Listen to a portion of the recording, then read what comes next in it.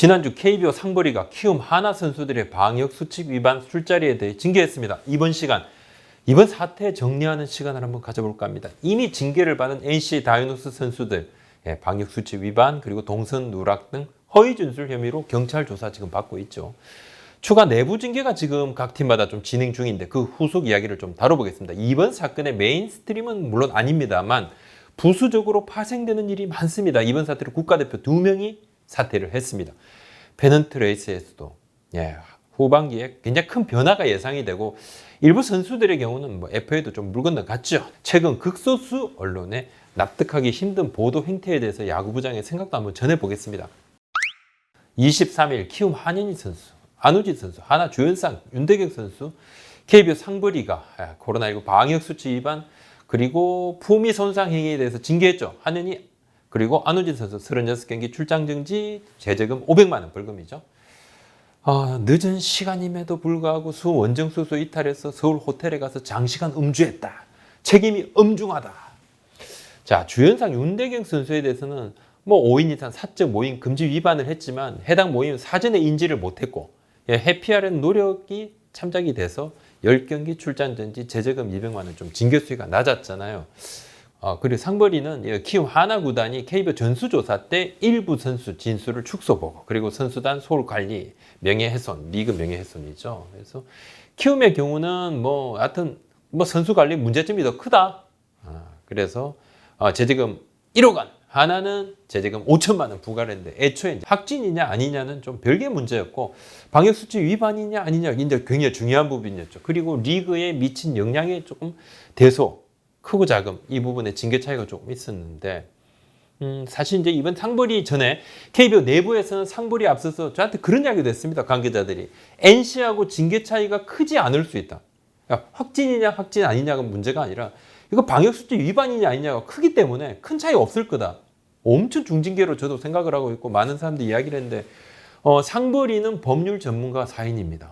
변호사 그리고 3명 그리고 범죄조사 관련된 교수님 1분, 김영희 경기운영위원장 이렇게 내부 인사 포함이 돼서 5명인데 상벌이 결정은 잘못의 경중을 좀 더 세밀하게 살펴봤다고 하는데 상벌이가 수년 전에 KBO 사무총장이 원래 상벌위원장을 겸했습니다.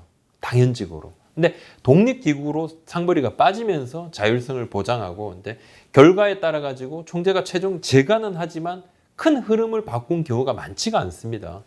그러니까 상벌이는 좀 팬들의 눈높이, 특히 야구 팬들의 눈높이하고 상벌이의 눈높이는 좀 차이가 역시나 있더라. 그리고 그게 이제 결국은 상벌이가 이퀄 KBO가 되니까 KBO의 솜방망이 징계 팬들이 야단치시는 거죠. 엄중 경고, 가중 경고. 매번 거기에 그치는 거 아니냐. 그래서 팬들이 뿔이 났는데 이번에도 마찬가지로 이번 징계에 대해서는 이거 너무 약하다. 뭐가 중요하고 엄중한 부분인지 잘 모른다 이런 지적들이 많습니다. 추가 징계를 했는데 하나가 26일 내부 추가 징계했습니다. KBO 징계 플러스에서 10경기 출전 정지 그리고 벌금 700만 원인데 이 벌금 700만 원은 당초 하나 구단이 선수들이 방역수칙 위반을 안 했다고 이야기하니까 그렇게 믿고 제대로 확인이 안 된 상태에서 방역수칙 위반은 아니었어. 백신 맞은 선수 한 명 포함해서 5명 이상이 안 됐으니까 수칙 위반 아니야 하면서 내규에 따라서 징계를 주는데 이거 중징계입니다. 그러면서 700만 원을 줬습니다. 근데 이전에 역대로 하나 선수단의 내규 위반 최대 벌금 500만 원이었거든요. 그러니까 500만 원 넘으니까 중징계였다 이렇게 보도자료에 썼어요. 근데 나중에 이제 드러났죠. 이거 뭐지? 방역수칙 위반을 했구나. 그래서 징계가 더 올라갔고 KBO 상벌이 다음에 출전 정지가 들어갔는데 오늘 아침, 그러니까 26일 아침에 하나 운영팀 책임자가 선수들 만나서 추가 내부 징계에 대한 부분들을 좀 설명을 했고 하나 구단, KBO 상벌이 결정에 대해서 선수들 잘못을 했고 하지만 이제 처벌이 상대적으로 낮았잖아요. 여기서 조금 다행스럽다는 그런 반응들이 있었습니다. 왜냐하면 선수들이 이제 자의적인 참여가 아니고 술자리 회피 노력이 있다는 이 부분이 조금 받아들이는 데 대해서 조금 다행이라는 이야기를 하는데 이건 하나의 입장에서, 하나 선수들의 입장에서 하나에서 은퇴한 팀 선배가 그날 불렀어요. 그 방으로. 근데 이제 선수들이 갔을 때는 여성 2명이 있는 줄 모르는 상태에서 갔다 그랬는데 컵 가져라 해서 컵을 들고 갔다 그랬는데 윤대경 선수의 경우는 그 은퇴한 문제의 팀 선배가 은퇴했죠.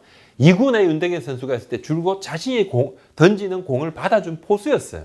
그러니까 굉장히 투수하고 포수가 좀 긴밀하잖아요. 예, 그런 이야기들을 거절하기 힘들다. 그런 이야기를 했고 소명을 좀 했고 방에 들어가서 계속 뭐 앉지도 않고 서 있었고 주현상 선수는 받은 술 한 잔도 뭐 다 비우지 않았다고 강조를 하는데 윤대경, 주영상 선수보다 하루 뭐 앞서 그러니까 3일 밤, 4일 새벽이죠. 하루 앞서서 혼자서 이 같은 여성 2명하고 같이 술자리를 가진 하나 베테랑 외야수 9일 날에 지난 7월 9일 날에 1군에서 엔트리 말소가 됐는데 KBO 징계는 안 받았어요. 방역수치 위반은 아니고 품위 손상 행위 맞지만 이건 뭐 선수단 내규 정도. 그래서 선수단 내규적으로 지금 자체 징계했습니다. KBO 상벌위 대상은 아니었고. 근데 이 외야수는 이제 2차 드래프트로 하나 유니폼을 입었었는데 새롭게 선수 생활을 이어갔지만은 그냥 내부 징계가 강합니다. 향후 이제 1군 무대에 좀 쓸 수 있을지 없을지 조금 불투명합니다. NC는 지금 새롭게 대표 이사가 바뀌었죠. 지난주부터 출근을 했다 그러는데 팀 내부 지금 상황 체크 중이라 그럽니다. 자체 징계는 무조건 더 있다. 플러스적으로. 하지만 이제 경찰 조사 결과가 조금 나와야 되고 기다리는데 16일 날 박민우 선수 조사받았고 지금 코로나19 확진 판정을 받았던 박성민, 권희동, 이명기 선수는 무증상이었습니다. 무증상 확진이었어요. 그래서 이 선수들이 지금 치료센터에서 지난 19일하고 20일 날 치료 끝내고 퇴소했습니다. 열흘 지나고 퇴소를 했는데 경찰 조사를 받고 그 결과가 나오면 팀에서 내부 징계를 한다 그럽니다. KBO부터 지금 72경기 출전 정지 받았죠. 1,000만 원 또 벌금도 받았고 팀 합류 뭐 당분간 못하죠. 훈련하도 개인 훈련을 하는데 키움은 자체 징계는 있는데 내부적으로 논의를 좀 더 한다 그럽니다. 무조건 내부 징계는 하지만 이게 이제 내부 징계가 큰 흐름이지만 법률적인 검토를 조금 하고 있다 그럽니다. 예, 며칠 좀 시간이 좀 걸릴 것 같은데 그날 키움 선수들이 수원 숙소에서 지방팀의 이제 서울 원정수소 호텔, 술자리죠. 여성 2명이 있는 그 술자리로 이동을 했는데 당시 이제 안우진 선수의 자동차로 이동을 했다 그럽니다. 술을 마시고 새벽에 돌아간 부분에 대해서는 구단이 확인을 하지 않았어요. 이에 대해서 CCTV 확보 등이 지금 이제 불가능한 상태고 사건의 초점을 숙소 이탈로 봤기 때문에 선수에게 더 이상 뭐 그 부분 뭐 타고 갈 때는 자동차 타고 가는데 그럼 뭐 술 먹고 그럼 어떻게 운전해서 다시 뭐 복귀했나 이 부분을 추궁을 하지 않았다 그럽니다. 음주 여부는 확인이 안 됐는데 다만 이제 구단 관계자는 운전도 있고 해서 선수가 술은 거의 먹지 않았다고 당시 분위기를 뭐 전달을 받았다 이야기만 하는데 요즘은 이제 음주운전이 좀 엄격해졌죠. 아주 약간의 술에도 면허 정지 처분이 나올 수 있는데 현재로서는 확인이 불가능한 상태입니다. 구단이 차후에 이 부분 확인을 할 지금 예정이 없습니다. 키움 구단도 확인을 해주지 않고 향후 이 부분에 대해서 확인할 계획도 없다고 그러는데 세 개 팀의 주전급 선수들이 이번에 대거 포함된 술자리 파문이었죠. 40년 만에 이것 때문에 야구가 멈췄었습니다. 개인들에게도 큰 충격파가 되겠죠. 아마도 이들 선수들에게는 주원 글씨가 계속 따라다닐 겁니다. 향후 정상적인 선수 생활을 이어가기 힘든 경우도 있을 수 있고 박민우 선수는 대표팀에 갔더라면 국가대표 일수 보상 받으면서 FA에 채웠겠죠. 만 28세에 특급 내야수 FA가 될 수 있었지만 안 되겠죠. 이제 세월도 흐르겠지만은 또 나이도 더 먹으니까 분명히 뭐 마이너스가 될 거고 나중에 뭐 된다 하더라도 계약이 또 긴 공백 굉장히 꽤 긴 공백이 있으니까 이 부분이 또 기량에 어떤 영향을 미칠 수는 지금으로서 알 수도 없는 부분이고 또 더 중요한 것은 팬들이 참 많이 실망했어요. 이렇게 팬들의 사랑을 많이 받지 못하는 선수 특히 팬들이 실망한 선수의 가치는 덩달아서 마이너스입니다. 이거 플러스 절대 아닙니다. 타 팀의 영입 전쟁에서도 마찬가지고 눈에 보이지 않는 이런 부분들이 있습니다. A구단 단장이 지난해 말에 FA 시장에서 뭔가 좀 선수하고 접촉하면서 저한테 했던 이야기가 있습니다. 어떠한 선수, 그 FA 선수의 음주운전 전력을 예로 좀 들었어요. 그러면서 그 부분이 영입을 하는 데 있어서 마이너스 되는 요인이다. 우리 구단에서 조금 힘들다 이렇게 솔직하게 밝히기도 했습니다. 그러면 진짜 뽑지도 않았는데 이번 사건은 보통 심각한 게 아니잖아요. 이 이야기가 계속 이어질 겁니다. 안치홍 선수의 주가가 오히려 좀 올라갔다는 그런 야구인들의 주변 이야기들이 지금 많습니다. 복수의 단장님들이 좀 같은 이야기를 좀 합니다. 안치홍 선수의 뭐 올해 또 잘하고 있고 그리고 안치홍 선수가 2년 또 계약이 남았지만은 데리고 오면 또 보상 선수를 내주지 않아도 되니까 관심 있는 팀들이 아마 있을 수 있다 이렇게 이야기합니다. 그러면 지금 통화하는 단장님은 관심 있습니까? 지금은 말씀드릴 수 없고 이렇게 하는데 올 시즌 55경기 타율 3할 2푼 5리 5홈런 48타점 OPS 0.872입니다.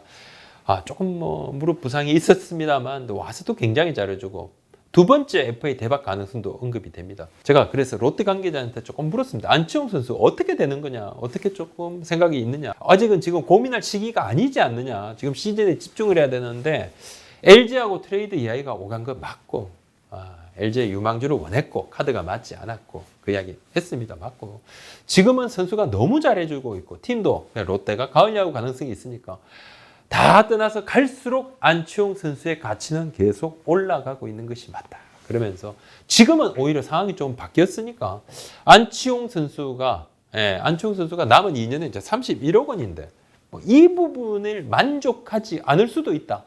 여기까지만 언급하겠다냐. 워딩만 딱 그대로 그렇습니다. 상황이 딱 이렇습니다. 제가 이번 시간은 조금 누워서 침을 한 번 더 누워서 침 뱉는 시간을 한 번 더 가져보겠습니다.